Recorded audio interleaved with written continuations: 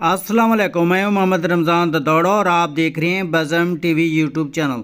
आज की इस इन्फॉर्मेटिव वीडियो में यूरोप के खूबसूरत मुल्क के बारे में बताने लगा हूं। ऐसा मुल्क जिसकी बेहद दुनिया में मशहूर है। इस मुल्क में एक ऐसा रेलवे स्टेशन भी है जहां स्टेशन से लेकर काउंटर यानी ट्रेन के ड्राइवर भी 10 ता 14 साल के बच्चे हैं। ऐसा मुल्क जिसमें तुम अपने बच्चों के नाम अपनी मर्जी से नहीं रख सकते। ऐसा मुल्क जिसकी लड़कियां दुनिया भर की लड़कियों से ज़्यादा पुरकशिश और ख़ूबसूरत हैं।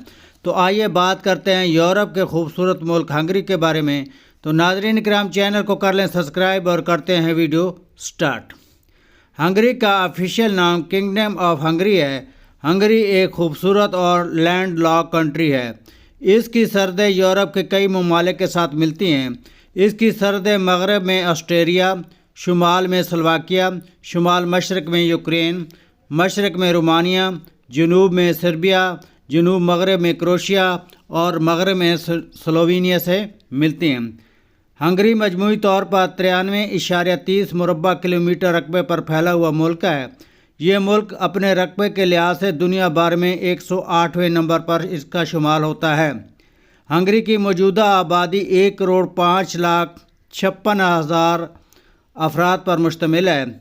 हंगरी आबादी के लिहाज से दुनिया भर में 94वें नंबर पर है।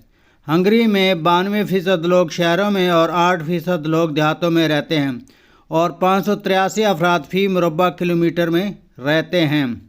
हंगरी का दारुल हुकूमत बुडापेस्ट है। यह शहर हंगरी का सबसे बड़ा शहर होने का एजाज़ भी रखता है। बुडापेस्ट दुनिया का आबादी के लिहाज से दुनिया का 10वां बड़ा शहर है। हंगरी का लफ्ज़ लातीनी ज़बान से लिया गया है, जो यहाँ से बसने वाले पहले नस्ली गिरोह यानी हंगेरियन से लिया गया है। लेकिन अब हंगेरियन लोग हंगरी में मिग्यारस के नाम से जाने जाते हैं। हंगरी की बियर शराब की बात की जाए तो कुछ और ही है। हंगरी में बहुत आला किस्म की बियर शराब तैयार होती है। इस आला किस्म की शराब को हंगरी के लोग काफ़ी शौक़ से पीते हैं और हंगरी की शराब यूरोप के दीगर मुल्कों में भी सप्लाई की जाती है और हंगरी बियर शराब से बहुत ज़्यादा ज़र मुबादला कमाता है। हंगरी की कौमी ज़बान हंगेरियन को कौमी ज़बान का दर्जा हासिल है।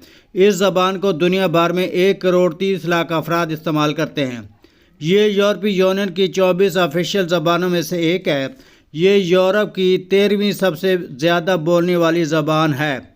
हंगरी के 96% आबादी इस ज़बान को पहली के तौर पर इस्तेमाल करती है। हंगरी में 16% लोग अंग्रेज़ी को भी समझते और बोल भी लेते हैं। जर्मन, इंग्लिश और हंगेरियन ज़बानों में से है। दरियाए डेन्यूब और दरियाए डिसूज़ा दो ऐसे दरिया हैं जो हंगरी समेत कई करीबी मुल्कों को सैराब भी करते हैं। हंगरी के मुल्क की एक दिलचस्प बात की जाए तो हंगरी में एक ऐसा रेलवे स्टेशन भी है जिसमें 10 ता 14 साल के बच्चे रेलगाड़ियां और पैसेंजर गाड़ियां चलाते हैं। इस गाड़ियों में टिकट देने वाले बच्चे और टिकट चेक करने वाले भी बच्चे होते हैं और उनको लाइसेंस की कोई ज़रूरत नहीं होती। मसीहत हंगरी का सबसे बड़ा मज़हब है। हंगरी की 37.3% आबादी मसीहत फ़िरके कैथोलिक से ताल्लुक़ रखती है। 1.8% यूनानी कैथोलिक फ़िरके से ताल्लुक़ रखती है। 11.6% आबादी मसीहत के फ़िरके क्लोवीनियक फ़िरके से ताल्लुक़ रखती है। 2.2% आबादी लिथुआनियक फ़िरके से ताल्लुक़ रखती है। 1.5% ऐसी आबादी है जो खुदा के तस्वर को नहीं मानती। 16.7% आबादी जिनका कोई मज़हब भी नहीं है और 1.9% आबादी दीगर मज़ाहब से ताल्लुक़ रखने वाली है। हंगरी ख़ुदकशी करने वाले अफराद वाले मुल्कों में 12वें नंबर पर है। हंगरी के 1,00,000 अफराद में से 22 अफराद ख़ुदकशियाँ करते हैं और पहले नंबर पर श्रीलंका है जो कि 1,00,000 अफराद में 35 अफराद ख़ुदकशियाँ करते हैं। पाकिस्तान ख़ुदकशी करने वाले अफराद के मुल्कों में 170वें नंबर पर है जो कि 1,00,000 अफराद में सिर्फ 2 अफराद ख़ुदकशियाँ करते हैं। हंगरी दुनिया का वाहिद मुल्क है जिसमें लोग अपने बच्चों का नाम खुद पसंदीदा नहीं रख सकते। आपने बच्चों का नाम हंगरी की हुकूमत की तजवीज़ करदा रखना होता है। अगर तुम मर्ज़ी करोगे तो आपको जुर्माना भी हो सकता है। ہنگری میں مسلمانوں کی تعداد اس لیے ظاہر نہیں کی جاتی کہ مسلمانوں کو حقوق دینے پڑیں گے۔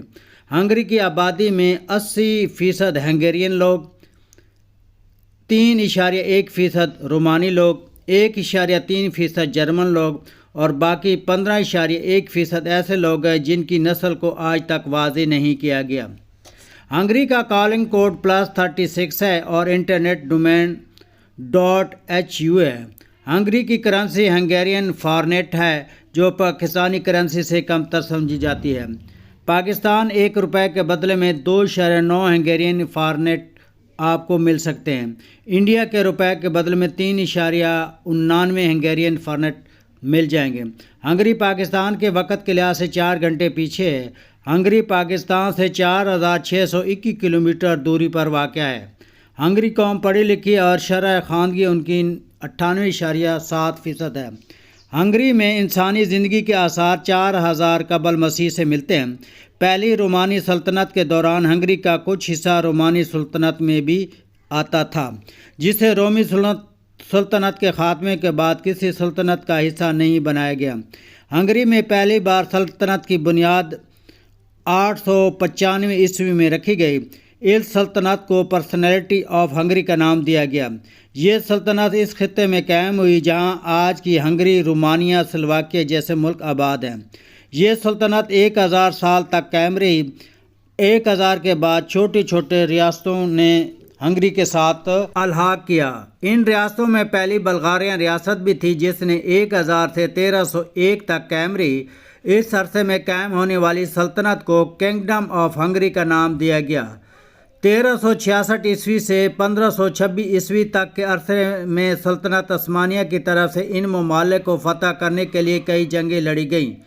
ان جنگوں کو وار اوٹمن بھی کہا جاتا ہے۔ آخر کار عثمانیوں نے اس علاقے پر اپنا قبضہ جما لیا اور 1541 میں یہاں پر اوٹمن وار کی بنیاد رکھی گئی۔ یہ ریاست 1699 تک اپنا وجود برقرار نہ رکھ سکی۔ پھر ان سے کئی چھوٹی چھوٹی ریاستیں بن گئیں اور کئی انقلاب آئے۔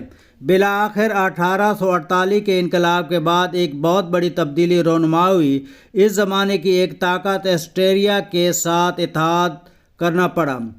1867 کی جنگ کے اختتام تک اس ریاست کو آسٹریا ہنگری کا نام دے دیا گیا۔